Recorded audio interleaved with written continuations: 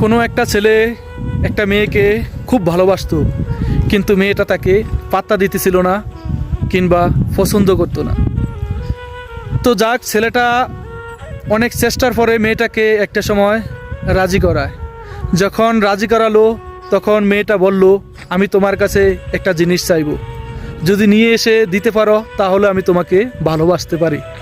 তখন ছেলেটা মেয়েটাকে জিজ্ঞেস করলো যে তুমি কি চাও, তোমার জন্য আমি পৃথিবীতে সকল কিছু করতে পারি।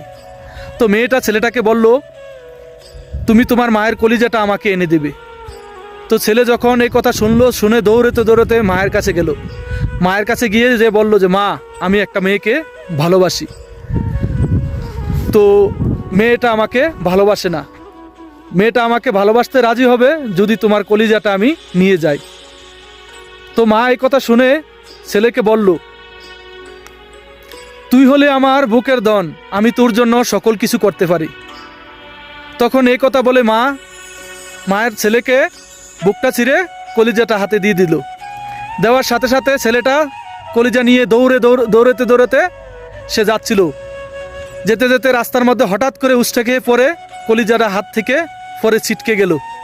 ছিটকে যাওয়ার সাথে সাথে কলিজাটা বলতেছে, বাজান ব্যথা পাইছস?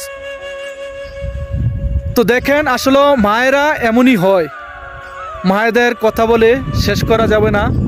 এরপরও আমরা সন্তান যারা আছি, কিভাবে পারি মাকে আঘাত করতে, কিভাবে পারি মাকে মৃত্যুর মুখে ঠেলে দিতে।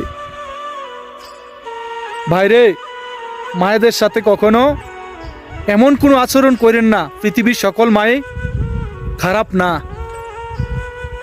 সকল মাই অবশ্যই অবশ্যই ভালো একজন মা। বাবা মাকে সম্মান করুন, বাবা মায়ের প্রতি কেয়ারিং হন। এই পৃথিবী কোনো কিছুই থাকবে না। তো সুতরাং সকলের প্রতি আমার একটা অনুরোধ, যার যার বাবা মা আছে, বাবা মায়ের প্রতি খুব যত্নবান হবেন, বাবা মায়েরকে টেক কেয়ার করবেন। এতটুকুই, ধন্যবাদ।